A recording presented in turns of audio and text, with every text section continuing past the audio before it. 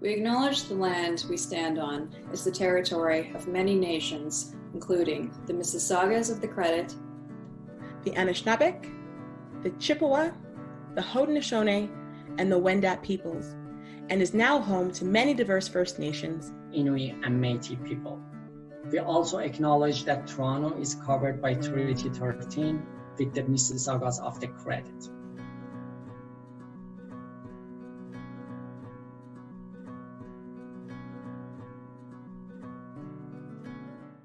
Hi there, everyone.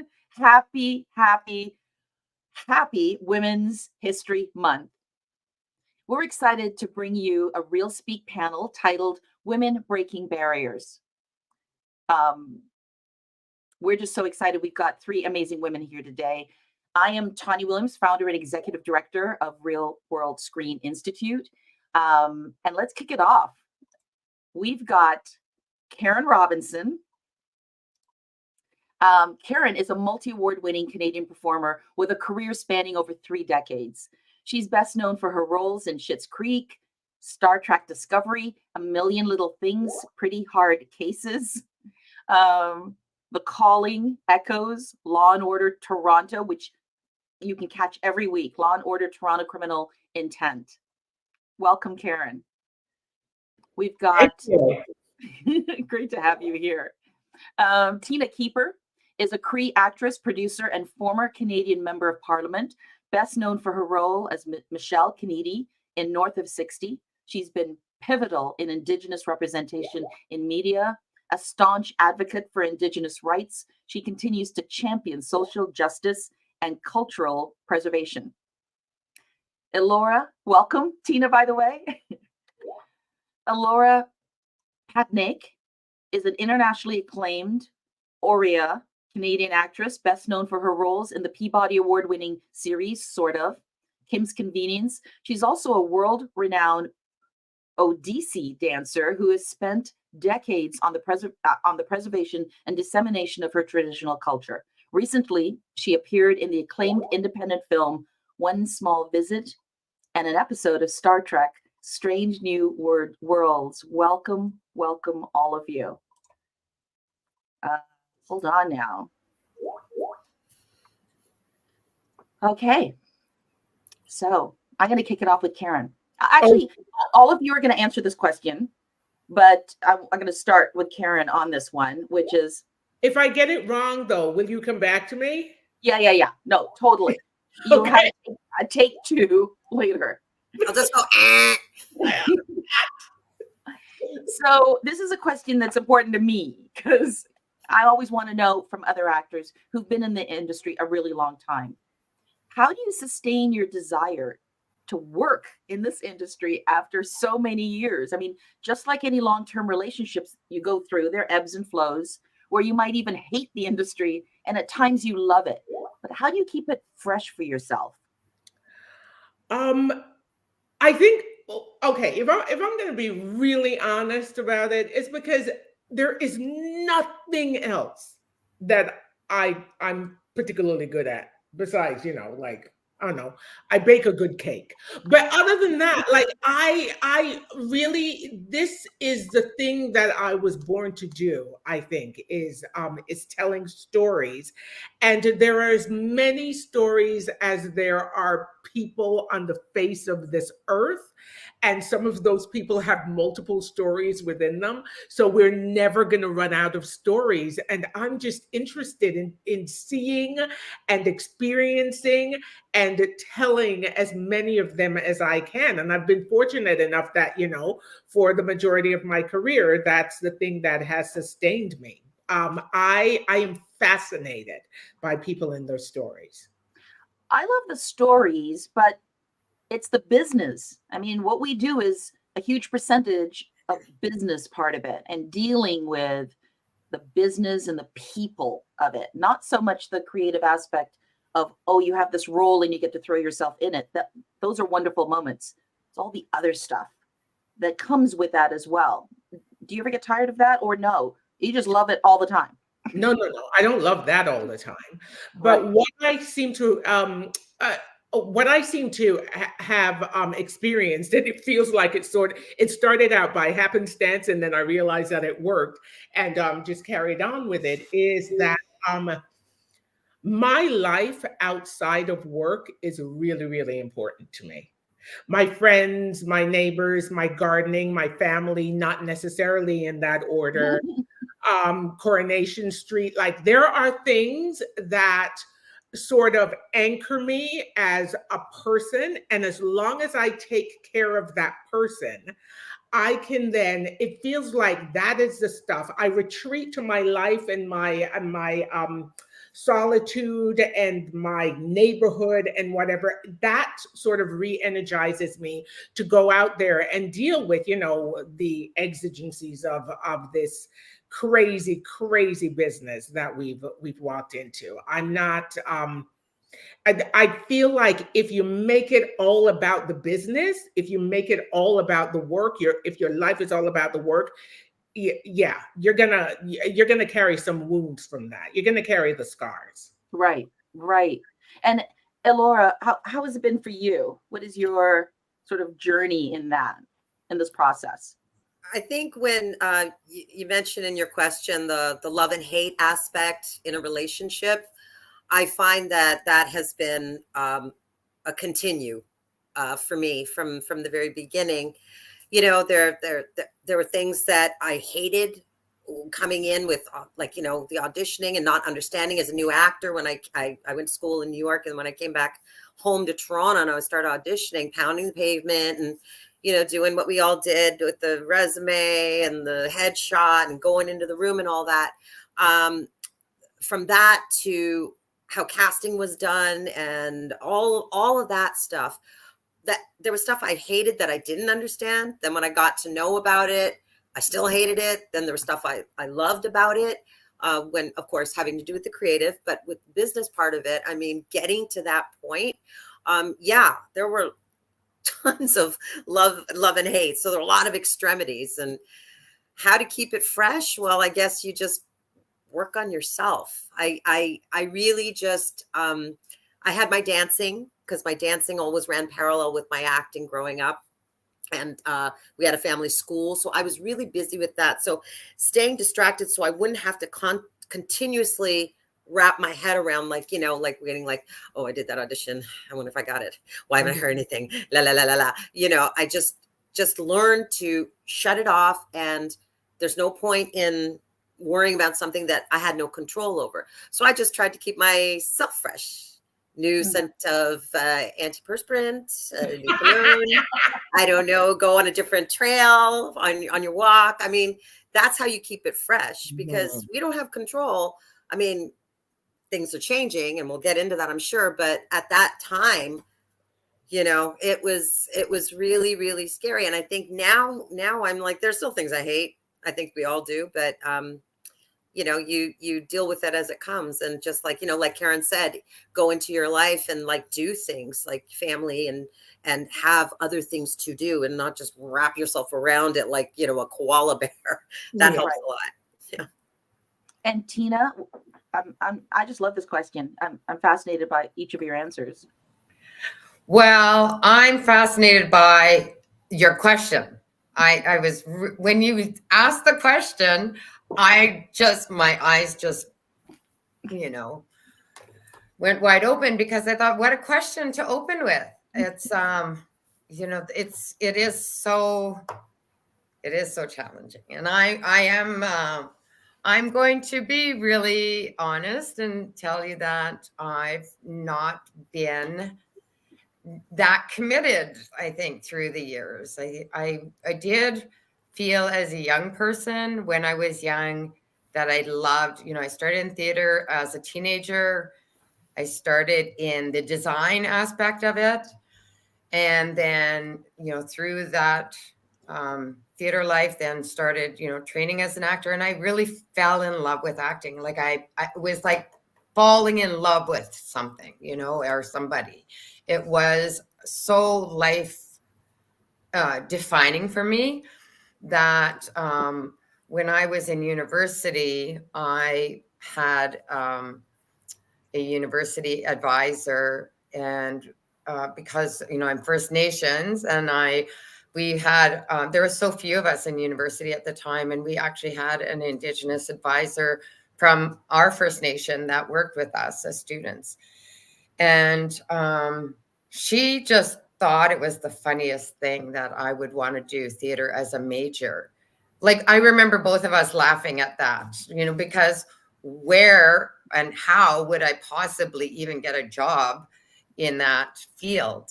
You know, because there was no APTN, there was no Indigenous theater that was yet to bloom or blossom in this country. And yet I knew about it because I am from the Treaty 5 territory and the Treaty 9 territory of Canada. And I knew that there was people like Gary Farmer and Doris Linklater and Thompson Highway. And they were doing these things. I knew that they were doing these things. And I was raised by, you know, in a community that was really about the arts. You know, that was very much a tradition of our culture. And so I really thought of myself as, I think as a young person, as an Indigenous artist to begin with. And I didn't really see any space for myself in this country. So, you know, we worked in really small groups across the country, creating Indigenous theater. And that was sort of my devotion to it, was really about exploring the stories and exploring, you know, Western mediums of art, and then really trying to, and working with other people that were just as passionate about, you know, creating theater out of our cultures and our languages and the artists that we grew up with. And so I think that driving force for me never went away. Like, it was really never about the industry at large, because I didn't really believe that I had a place in the industry ever. And then, you know, I was very fortunate to be, you know, to get this role on a TV series that just, I couldn't even believe was happening. So I've been very fortunate in that regard, but I still, after the series, I still didn't think that, you know, that there was a space in the industry. So it's taken me a long time to believe that I could create space in the industry at large. So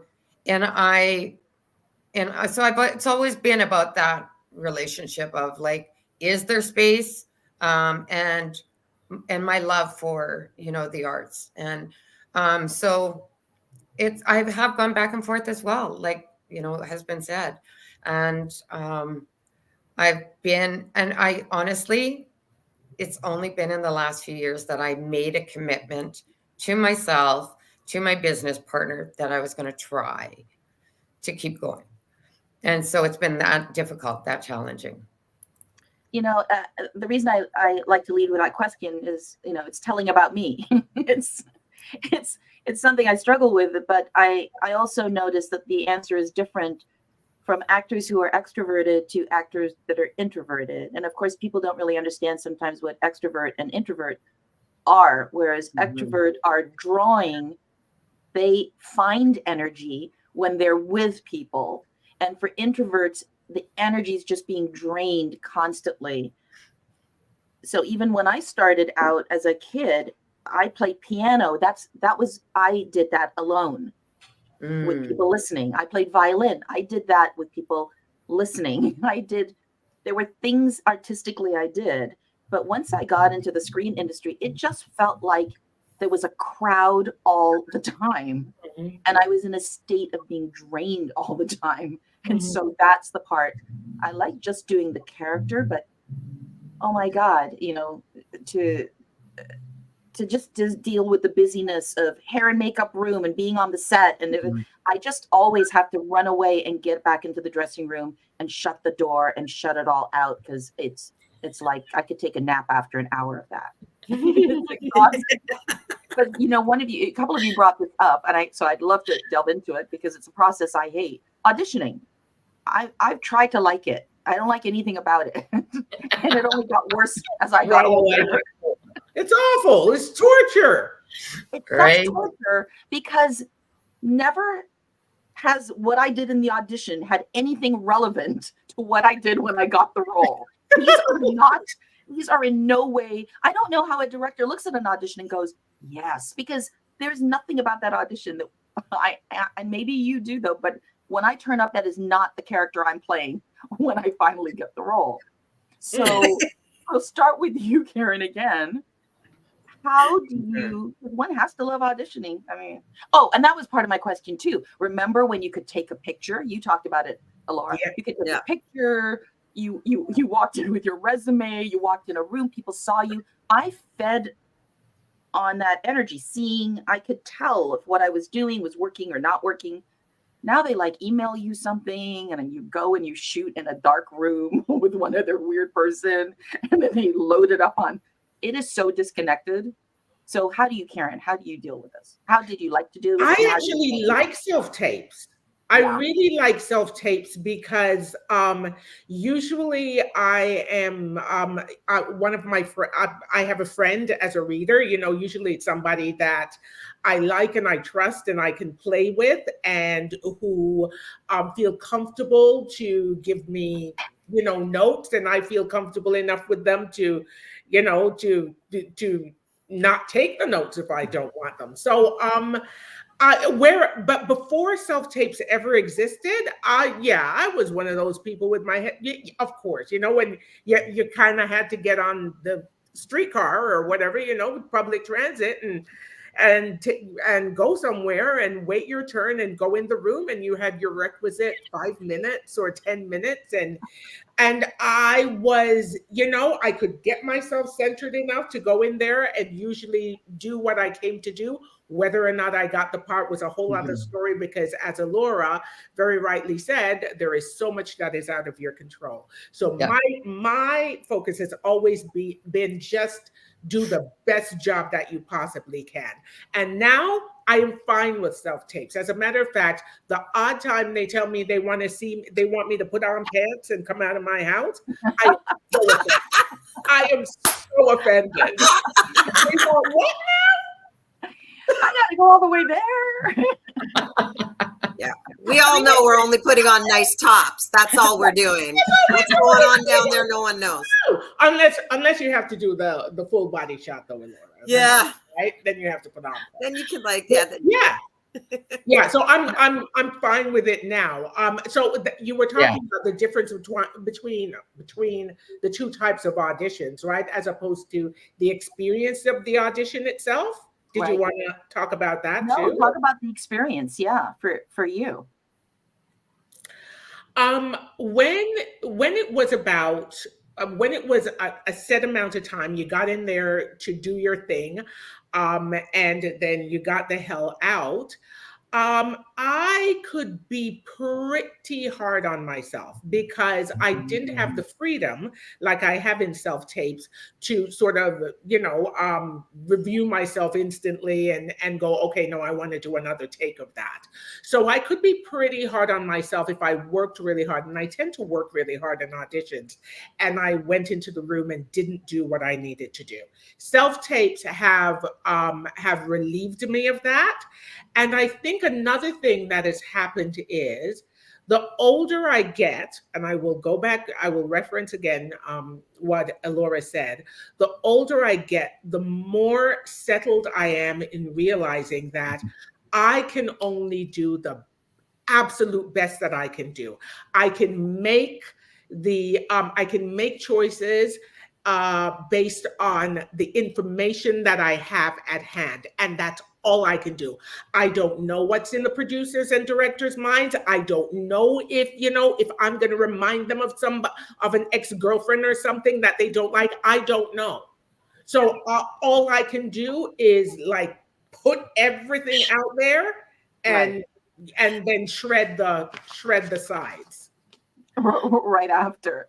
And Ellora, auditions? For me, oh God, when or I did started you like auditioning, them the way they were before? Do you like them better now? And I've learned to like it. I always thought the room was going to come back after the pandemic, and it didn't. So I've learned to like the self-tape for film and TV. I don't quite understand it for theater when they do that. And I mean, I don't know if there's, I guess they're not doing it anymore. I haven't auditioned for theater for a while, but I had one during, I think it was towards the end of the pandemic. And I was like, how does this make any sense? But for film and TV, it's great. As Karen said, like, you know, you can sort of edit it and pick the take that you want. And when I was in the audition room, I'd be so afraid to say, can I do that again? Because I always thought it was a sign of weakness. I should nail it the first time, you know? But I'm used to it now. I mean, but I do miss the experience of going and seeing my colleagues, you know, because, like, you know, all the brown girls used to audition at the same time. You know, I'd be like, hey, Aisha. Hey, Pamela. How's it going, Anita? Hey, Asha. Like, you know, we'd all be just like, do you want to read? Can I read for you? Let's read. Okay, let's switch now. And we'd all be doing all of that. But before, like, you know, so I kind of miss that in a way, but I understand that, like, you know, things are changing, so I'm used to it now, and my brother does all my editing for me, so I'm a spoiled brat that way. What? So yeah, I got a reader at home and everything. It's great, but yeah, I miss, like everything else, how things have progressed in our time, our generation. I miss that personal connection. Not to sound corny, but I think after us all going through the pandemic, I think it's legit to say that we missed personal connection with, like, you know, and so it was kind of nice to be able to see the casting directors who we like, and you know, who we think like us, and that used to be fun. But didn't the self-taping start before the pandemic though? I think no, it did, but I think now it's just that, right? Like it's just that. It's not even local. Like we had Milestone here in Toronto, and Casting Central, and all these places we had that we would go to these spots, and you know, they're not there anymore, or we don't go there anymore. There's something else. Yeah, but I think you can go to a lot of these places and, like, you know, do a self-tape too. Like they've made a business out of it, and a lot of people did that. So you know, but I'm okay with it. I'm okay with it now. Oh, that's good. And Tina, how do you find it? I am not okay with the self-tape. I don't like it at all. Yeah, and I seem like a similar energy, I think. Yeah, you know what it is? It's like, it is the interplay. Like I really found,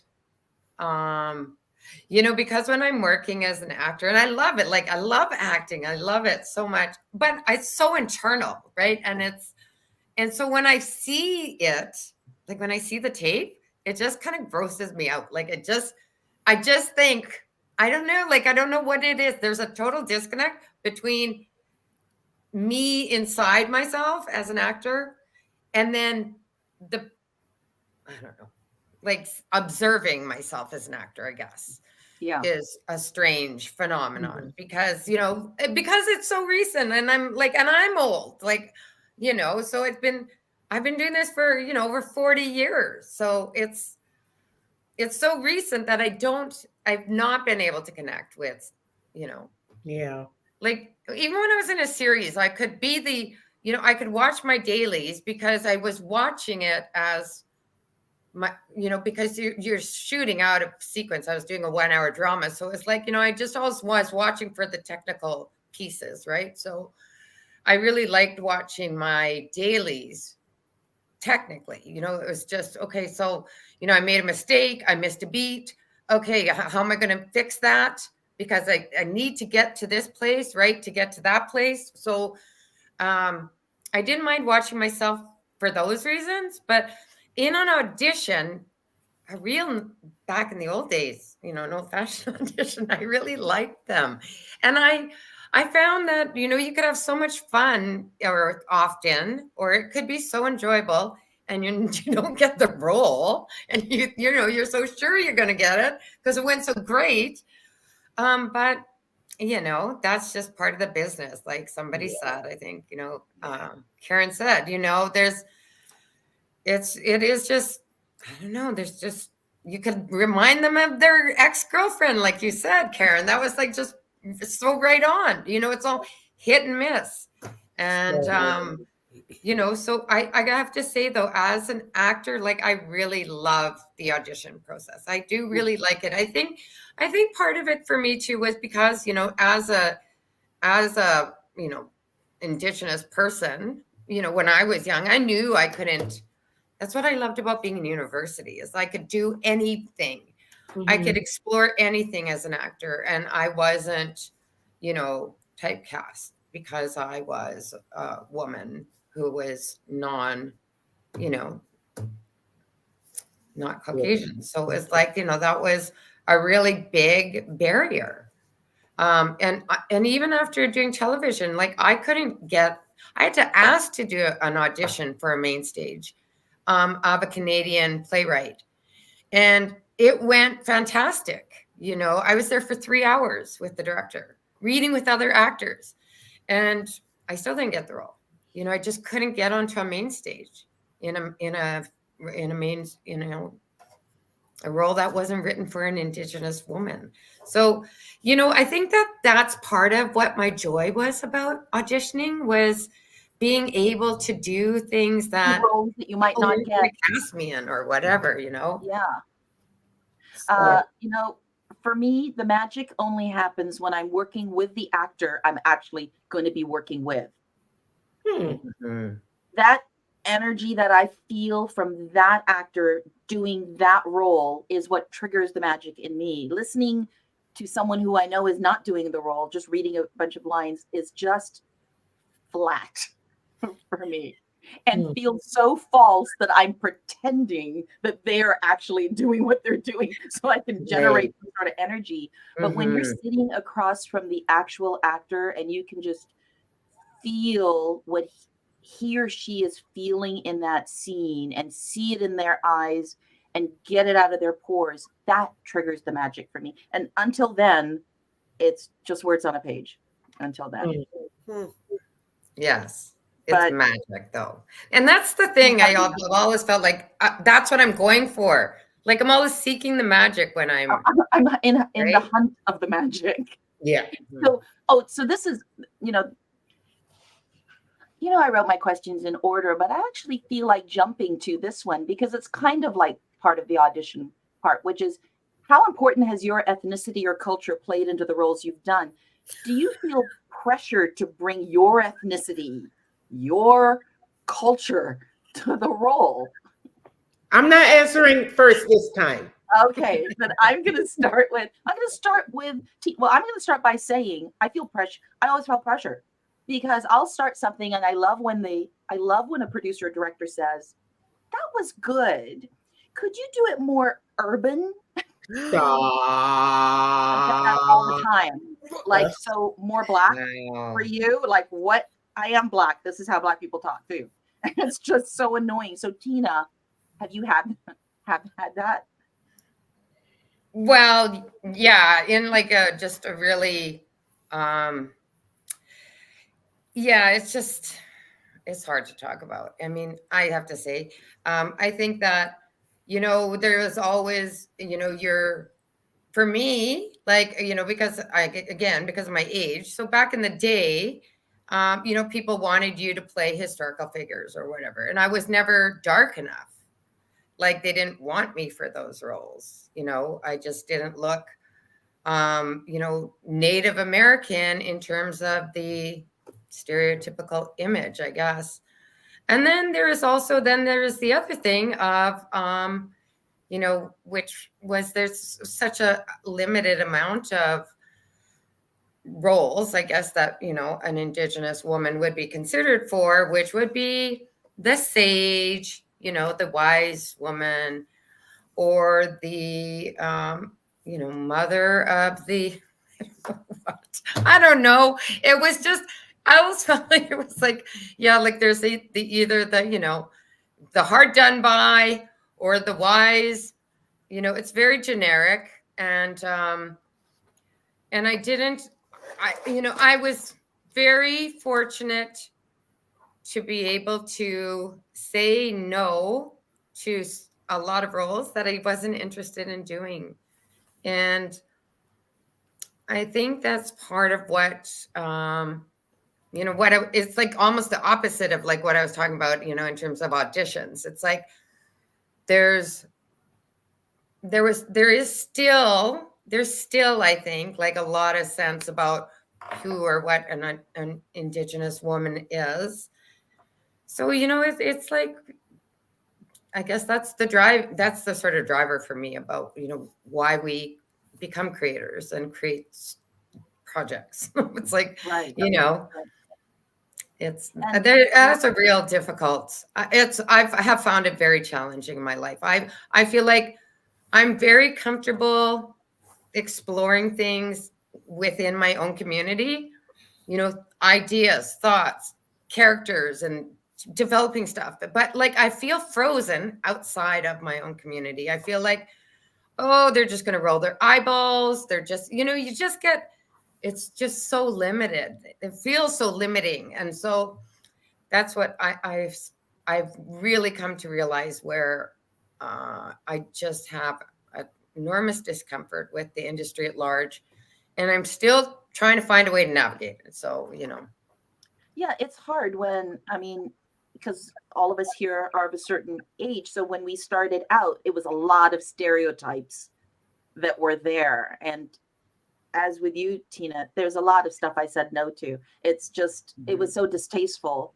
But, you know, people still in an audition sneak in these comments, and it's not like there's backstory as to why we would act in this certain way. It's just that they've just decided having that kind of funny thing from that kind of race or culture is really going to be great in their project. And it's just, it's embarrassing. I'm embarrassed for them to ask these things. But Ellora, how have you found it? Oh, wow. It's been this interesting arc of, like, you know, I mean, as far as culture and ethnicity, like ethnicity and putting that into my roles, I really, like, you know, when it happened, it would be like specifically for me to play a South Asian woman or South Asian whatever, or Middle Eastern after 9/11.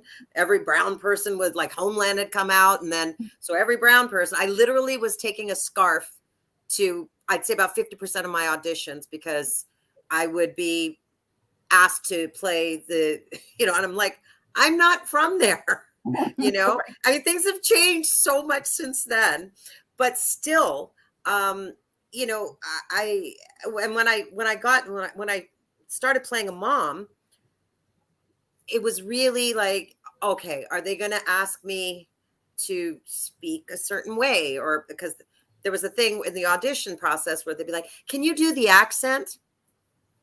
And so there was the accent, and I was like, okay, so what accent? There's like 40 different languages in India and regions. What do you want me to do? You know, and I also have to be, I have to know what kind of a dialect they want. And so there was none of that. It was like the accent. And I was like, one time I got so frustrated. I was like, oh, do you mean like Apu in The Simpsons? Is that what you want? Because I can do that too if you want. But, you know, I didn't get that snarky, but I felt like saying it. But it's like, now it's like one audition, there were my agent said they want to know where your family is from in India. I was like, okay, now they're going too far. Yeah. I mean, everything is like, let's just tiptoe over everything now. But yeah, I've been asked to, once I get a role, then they'll like, oh, you do Indian classical dancing. Can we, like, I can't tell you how many roles I have done where there was no dancing required, and they just, like, you know, they decided that they would like to do this, you know, and that's okay. Sometimes it worked. And my mom was like, well, that's wonderful. Why are you upset about it? And I'm like, well, Ma, I mean, it depends. What is the reason? Are they, you know, is it because they are, is it a bit of tokenism there, or what is it? Does it really apply, you know, or is she really a dancer, or let's turn her into a dancer? Or are they going to pay you for it? Yeah, well, exactly. I'm like, that's a choreography fee in there. But like you, Tina, I didn't want to share my culture. I didn't want people to know, growing up with all the racism that I faced also, that, you know, I did Indian classical dancing because I didn't want to be judged, you know. I mean, here, like, you know, in Canada, when I've done stuff, I'm like, I'm not Indian enough. Or I'm not Canadian enough. And then when I go to India and perform, then I'm not Indian enough. Like, no matter where you go, I was always kind of judged. So I was just like, okay, where do I apply what? So it's sort of more situational with Yeah. me, but Just giving me the goosebumps. I Like know. when you just think of, well, I mean, when you think of like how talented you are, like it's just, I mean, the fact that we've had to be in these places, you know, Yeah, and we had feel to this way about ourselves. that was our time that, you Mhm. know, whereas I wish I had the confidence that some of these young, like some of Yeah. these South Asian young actors that I work with now, and they Mhm. sure they're vulnerable and they're scared and like, you know, they go through frustrations, but they seem to have so much more confidence and a voice that they Mhm. come on and they're always like, I'm good enough and I'm going to do this, and they fight for it. And we've had to, I've had to learn coming up that, you know, I do have a voice and I'm good enough for this to believe in it. But Yeah. I only apply the culture if it's applicable in the moment, Right. in the scene, Right. or, you know. Yeah. And Yeah. and That's over a great to line. you, Karen. You've had fodder now, so now you've Oh, had time thank to you. your Thank you. answers. You know, much like Ellora again referenced, that whole thing about what I used to get is, can you do well, they'd say Caribbean. And first of all, my brain would go, it's not Caribbean, it's Caribbean. But anyway, can you do a Caribbean accent? And I'm like, Which one? There's a lot. one of them you want. I know my accent. I would have to go study a Trinidadian or a Bayesian or a Exactly. Vincentian or a Navitian or whatever. I would have to go look, you know, I would have to go do some research. So there was that thing that used to happen. But you know, because I came up in theater and because much of the theater that I did was, you know, what much of the theater I did was either classical or contemporary Canadian or whatever. Nice. I didn't get a lot of call for that, but ironically, my real introduction to the Toronto theater scene was came in the form of a Jamaican woman. Like I got to play a Jamaican woman in this play called Riot, and you know, and it worked out for me.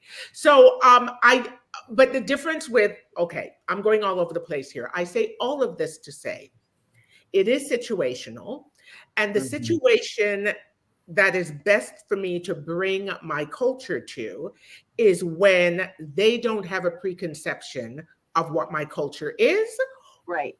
and Right.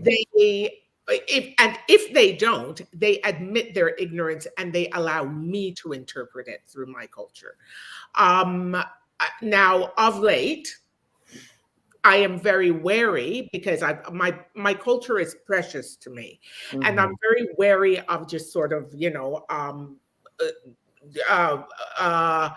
injecting it into the things that I do, because I don't want anyone. I'm Jamaican Canadian.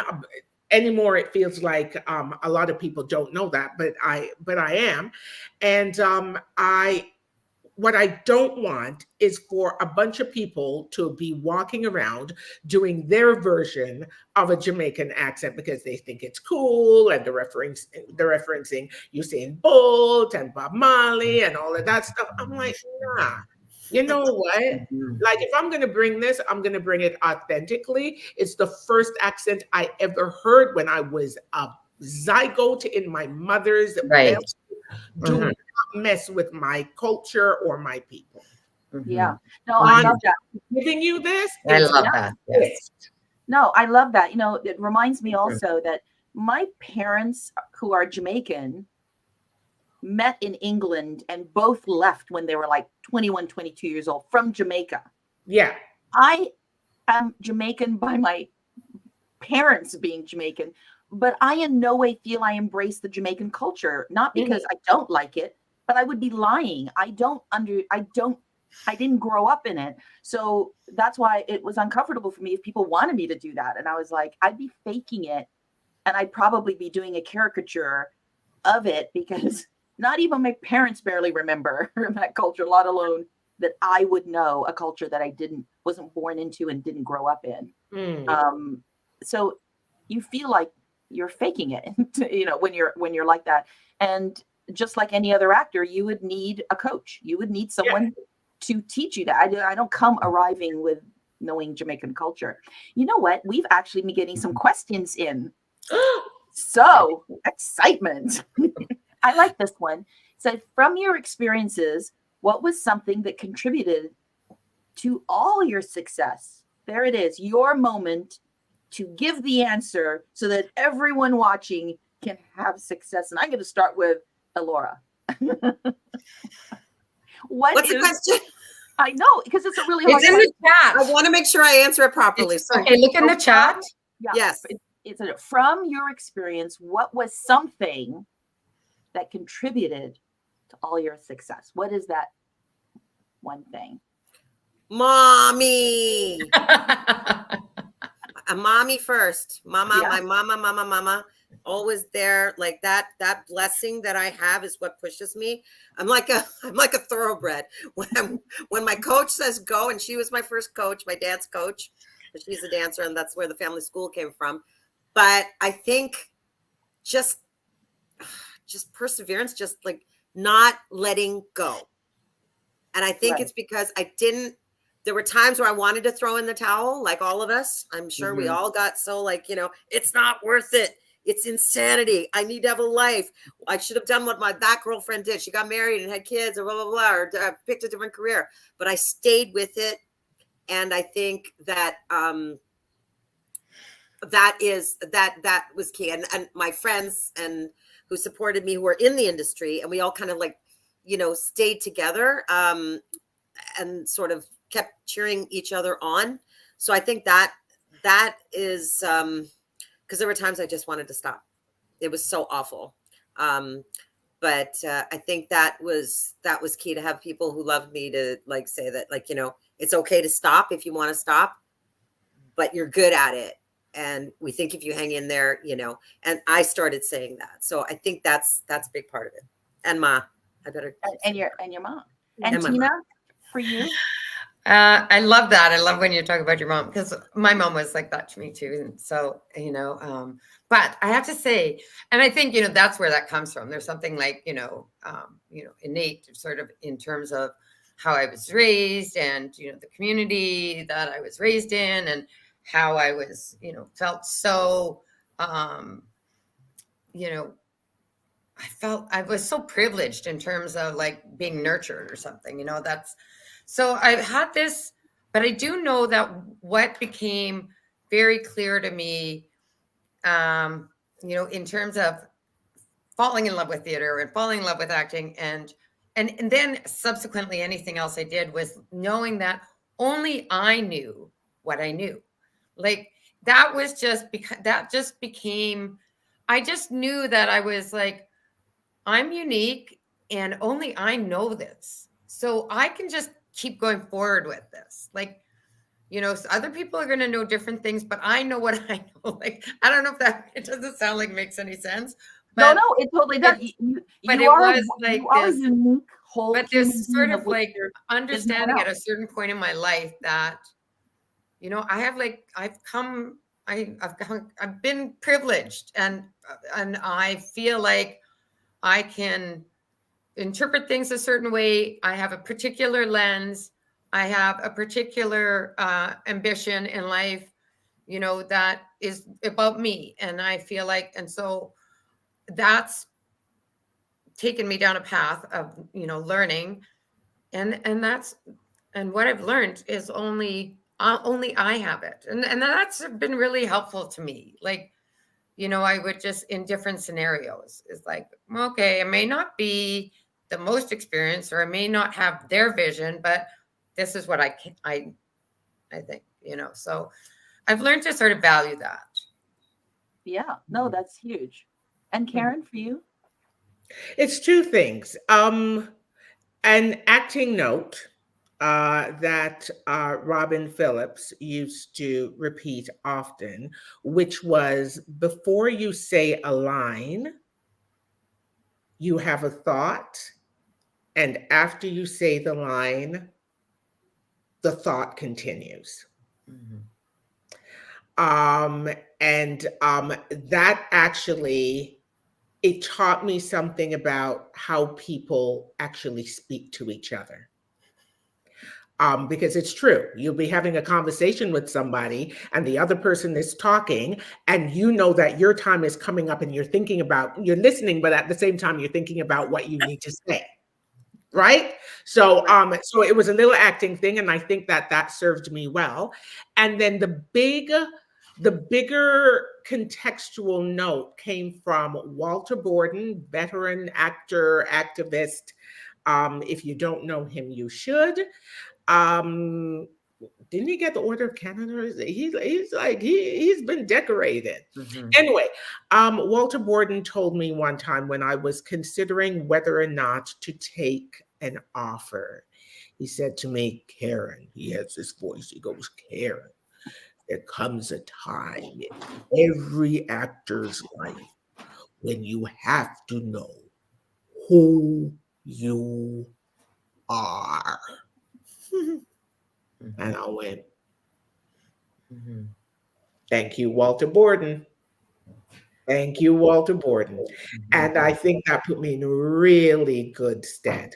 There are times when there are times when you have to take the job because you just need the money. Mm-hmm. I've been there. Everybody has been there. You know, you got to pay the bills.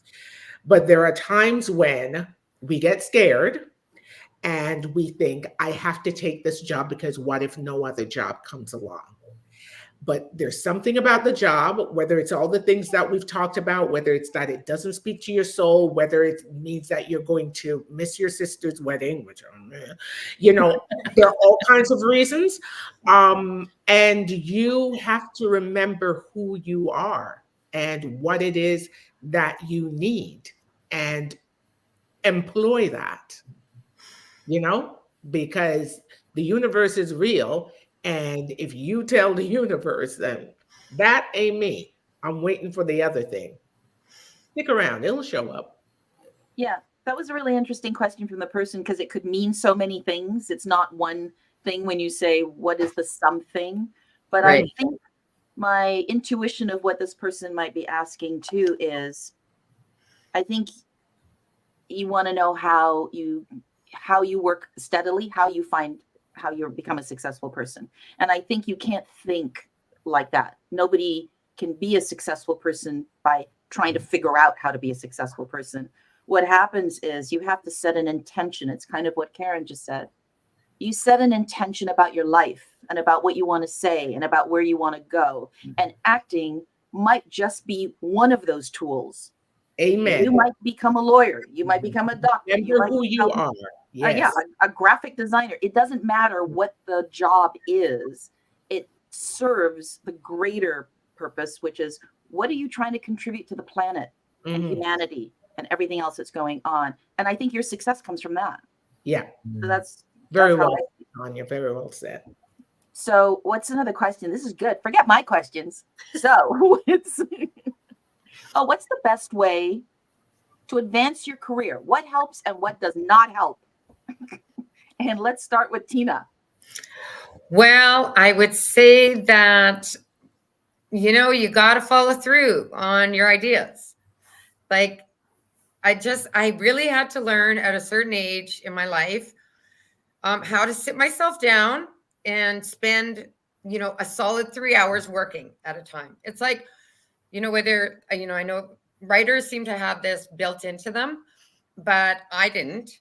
And so I had to learn this. I had to learn how to focus on what I wanted and really commit the time to it. And because, one of the things I think I realized early too was because, I've been brought up in a culture where we had to fight for, our constitutional rights, and we had to fight for a lot of things. And, that didn't happen by people just sitting around talking about it and just, there was stuff that had to be done. And I was raised by technicians, my father did become a lawyer, in the 70s. And, both my parents are language speakers and just did all these things. And that's sort of what I realized was you just got to do it. You got to get this stuff done. And there's a saying in my father's office that he had, it was drudgery is the gray angel of success. And I've always thought that's so true. You've got to put in the time, you know, it's like even as an actor, right? Like we have to put in the time for those characters to come alive. And or whether you want to get a project done, you have to learn how to do those damn applications. And, you know, so that it really is learning that. For me, it was learning that discipline of putting in the time, the gray angel of, you know, the drudgery. Yeah. And so, that's it. Did that answer your question? That was a good one. And Karen? Consistency.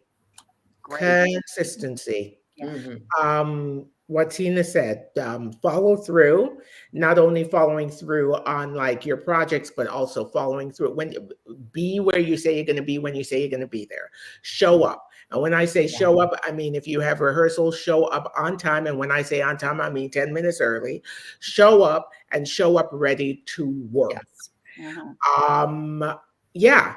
You know, and listen, life happens.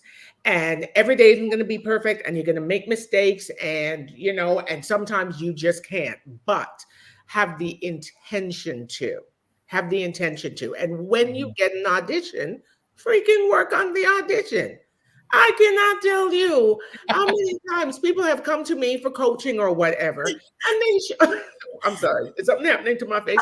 And they show, it's not my outside face. They show up having not done the work. Mm-hmm. I'm supposed to do the work for you. Mm-hmm. That's no. Do the work. Be consistent. I don't care how many times you need to pick up that paper in the day. No, just exactly. Walking by, pick it up, look at it. Get it in your head, get it in your body. Consistency. Yes. I do think people forget that it's a lot of hard work what we do. And you literally have to enjoy the hard work. There's no easy road. There's no shortcut. And Ellora, I'm sure it probably for you in the same way. Before I started acting, I had disciplines in these other things that I did. Mm-hmm. So you don't just sit down and start playing piano. You practice and practice and practice and practice and practice and practice. So that kind of work is also required when you're an actor. Absolutely. Absolutely. We used to practice until we were about to throw up. I mean, and that was just because of physical exhaustion. But I know one thing, the minute it starts to feel like work, you got to question whether it's really for you. I mean, if you really, really love it, like it's always going to feel, obviously we work on it, but that is a word that we use to get to where we need to go to get the result that we want from the performance. So when I'm working on audition, I'm literally, my eyes are crossed because I need to get off book. I'm not going to be thinking about words if it's especially a dramatic part. Like, sure, we ad lib and stuff like that, but some writers or some projects, they don't want that, right? So I like to be prepared, over prepared, and then I can like loosen up afterwards, and you can trim the fat, do what you want, but at least you know that you're in the mold that they've given you, and you need to serve that. And you actually have, I find that I've had to work harder on the audition because it's do or die with an audition for me. And then when I get to when I book the role, if I book it, I get there, and I'm not saying I'm just like, okay, whatever, guys, let's just go. But at least, not like you, Karen. Karen's like, I'm here and it's going to be done this way now. But I really find that that's the hard work, and you've got it, and you love it. You won't get tired of it if you actually love it. But it's good to find balance as well. You can love hard work. It's still hard work, but you can love it. As long as you don't get obsessive compulsive about it, just let go, and afterwards let it go. Let it go. But remember, discipline, responsibility, professionalism, like what Karen said, showing up on time, that's a big thing for me. And being considerate and kind to the people around you and the environment as well. Please and thank you. Oh my goodness. People remember that. People in every which way, whether you're just like, wipe the table or whatever, because when you're working with people, I get so flattered if a gaffer remembers me, or you know, because I was kind or I remembered their name or whatever. I mean, there are little things that you can do where people go, I want to work with that person again. Yes. And it might not even have to do with the performance or that you did a really great scene or whatever. Sure, we want to do that, but I want people to want to work with me again. I love that. Yeah. You know, with only 5 minutes left, because can you Sorry. believe the time has whipped by, because I could talk to you guys for several more hours. But one of the questions here, maybe you could all touch on this just briefly. They want to know, what was an example of how a director helped you with a great performance? Like how do you like a director to approach you? How do you like them? And I'll start with you, Tina. Oh, okay. So I like a director to come and talk to me in my ear. Like I like them not to like, it's, you know, it's like, okay, like they'll say blah, blah, blah, blah, blah. And I'll go, you know, it'll either be, wasn't I doing that? You know, like I thought I was doing that. You know, I'm on the same page as you. Right. Okay, I'll try again because I thought I was delivering that. So I like that kind of conversation. I had a director who said to me one time, like, why didn't you cry back there? And I said, because you told me not to cry. You told me not to cry. Don't cry. And I kept saying, okay. It's like, so they're like, well, usually when I give that direction, then they start crying. I said, you know. So when I give the direction, don't cry, they start to cry. But I've had a director, you know, I've had directors like yell out, well, do this, you know. Yeah. It's like, and I just like, yeah. Or how about try acting? Try acting on this one. Oh my God, have they said that to you? No. Oh, for I'll do my best. So So, well, we'll go to Ellora then, since you have a career. So I'm right? really short. I'm going to really keep it short. I'm very similar to Tina. I love intimacy. That bubble that between the actor and director. So I love it when they'll come up to me and be like, okay, so like, you know, one time I had to get to a place emotionally and I just got just a touch on the hand and wow, like, you know, that energy, you know, that, you know, and now it's like a different time now. So that's not really, you know, space and all that sort of stuff, but I'm fine with it. I love that working relationship with the directors when they get very close and they really pay attention, or I get a phone call and we talk about it beforehand, which is really great, or a Zoom call or whatever. I really, really like building a relationship with the director, and they're not just, you know, I'm a day player and they're going, oh, can you bring Eleonora in here? It's Ellora, sir. No. Ellora? No. Laura? I'm not thinking about it going, Laura. No, it's Ellora. And Thanks Karen? for remembering my name. It's theater stuff for me. I mean, I told you about the thought thing. And then the other thing is when you enter a space, you're coming from somewhere. When you leave a space, you're going to somewhere. And when you enter that space, the energy in the space changes. That's the delicious stuff about acting for me that I enjoy so much is how you make things stage or screen worthy is all about the words that you say are really byproducts of whatever is going on in here, whatever is going on right behind here. Don't you love it? Yeah. I love that. Yeah, they're just byproducts.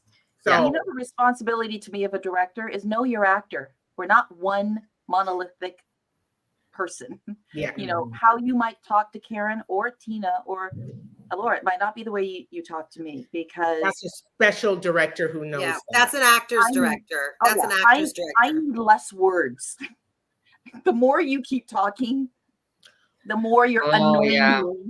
I would rather you came over, touched my shoulder and said, feel like walking through Jello. Yeah. And walk away. I don't need you to get into a whole dissertation about whatever. You are pulling me completely out of the emotional place I need to be in to listen to your dialogue of description. I hear you. And the minute I say, got it, go away. Yeah. You know what? Talking. I find that there's a difference between the old days of shooting on film and today now shooting digitally. Yeah. So where before everything was preset, everything was like your eye line, where you're moving to, like everything was so defined that you could work as an actor so intensely. And it wasn't sort of just all just kind of like, okay, let's see what we get. You know, there wasn't that sort of approach to the work. And I really liked that. And it reminded me of being in theater, I think, which is like, you know, just this great study of the character, what's going on, you know, like, I just love that process. This has And been I think so absolutely delightful. I want to thank all of you so much. Thank you for taking this time, for sharing, because there's a lot of people out there that are learning so much wisdom from your words today. And Tonya, this was great. And yours, Tonya. And Ellora and Karen, great. Thank you, Tina. Thank I you love you, Karen. And bye for now.